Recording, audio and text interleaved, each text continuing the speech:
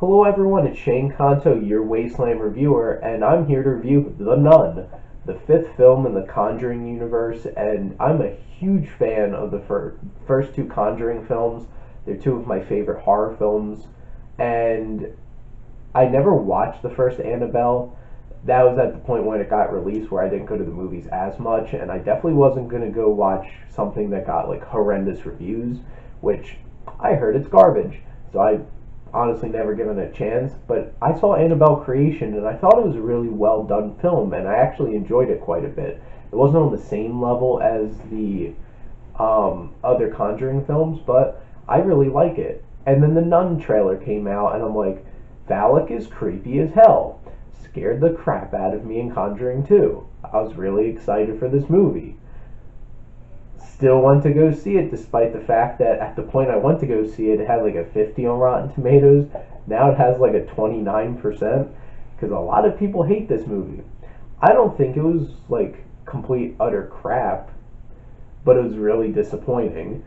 There are moments where I did feel real tension and suspense, and I think some scenes worked, but some scenes in a film is not enough to make a whole film great.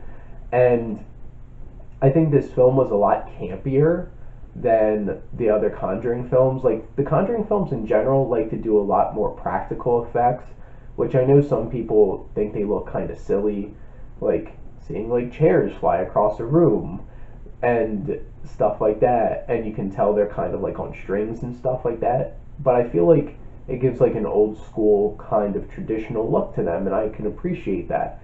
This film was interestingly campy at moments, and I'll talk a little bit about how some of that didn't work later, but the atmosphere was so creepy, the set design was incredible.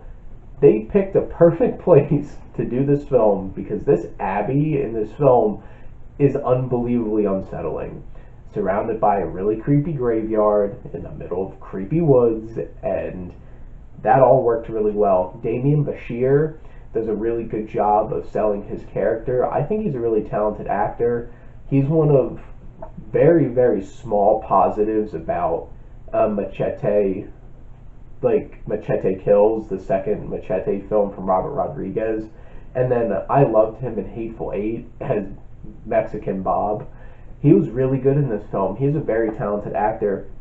And then Taissa Farmiga, who's Vera Farmiga's sister, plays this role very, very well, and she does a really good job as like the scream queen kind of character, where like she has these really big eyes and you can tell like when she's frightened, and she really sells it well. And the two of them really carry this film to the best of their abilities. And then Abel Korzeniowski is the composer for this film. The score in this is so creepy.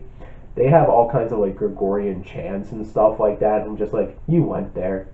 And it was really unnerving and really helped with a lot of sequences. And Maxime Alexandri was the cinematographer for this, and it is a really well shot, technically put together film. And that's where it kind of ends for me, because honestly this film doesn't really hit emotionally. I really felt for the couple in the Conjuring films, and I really cared about them. I cared about the families being affected. Didn't really give a shit in this film, where it's like, I didn't care, honestly, and it really didn't hit emotionally, and it was kind of tone deaf, because there is some horrible comic relief in this film, and the character Frenchie in this film is awful. Hate him, and he's so obnoxiously put into this film because this is how they try to thread things together. And it's just, why are you in this film? And there's a lot of moments that drag in this film, and this film's like an hour and 35 minutes. That should not happen. If you have a film that short and you're stretching it where things like drag and you get repetitive and stuff like that, that's not good. Some of the dialogue in this is horrendous. Like, there's this one line that's supposed to be like a hero moment for one of the characters, and I wish that I went to go see this movie with somebody so I can turn to that person and just like say, what the hell just happened? Why the hell would somebody say that? such bad dialogue, and there's so much exposition in this where it's just like half the dialogue in this is them telling us things, and it's just like, okay, I get it, and you're spelling out everything for us. And it's kind of clunky. It bounces back and forth between a lot of different things and trying to do a whole bunch of stuff. And the unfortunate thing is, Balak, as like this nun persona, isn't in it that much. And that's kind of what, like, the whole nun thing kind of makes Balak really, really creepy. And it's just like, what? And this movie's called The Nun. There's obviously multiple nuns in this film, but you're kind of referencing that, and it's like, why isn't this in the film more? And the CGI, like I mentioned, campiness. Some of the CGI in this is not great. It has a $22 million budget, so it's really small for like a big studio film, and you can tell. Overall, this is just really disappointing, and I don't think it's like completely awful. It has redeemable things, but and how this all obnoxiously ties in, they have like a prologue and an epilogue of trying to set up how this fits in with the other Conjuring movies, to the point where it's like hammering you over the head, like, hey, if you didn't pay attention to details in the other films, I want to show you why this movie matters in the grand scheme of things. And it's like, okay, thanks for spelling that out for me, because I can't do that for myself.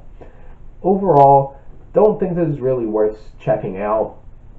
Maybe if you're super into horror films, maybe check this out when it's streaming. It's not worth going to see in a theater. I actually saw this in Dolby because I have AMC A-List and don't have to pay $16 for the ticket, and also had a better showtime for me for my schedule than the regular definition film.